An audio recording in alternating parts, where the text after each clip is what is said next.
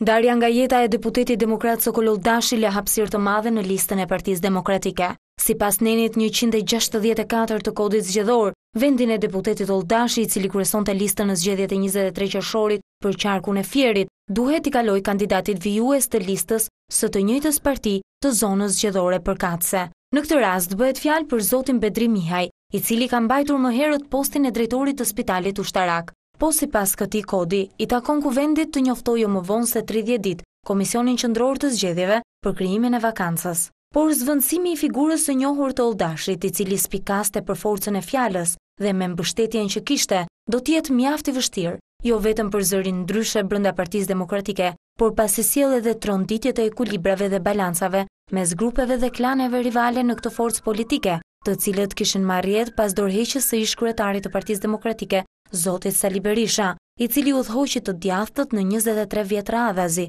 duke ia lënë vendin më pas zotit Lulzim Basha, njeriut që ka mbështetjen e ish liderit historik.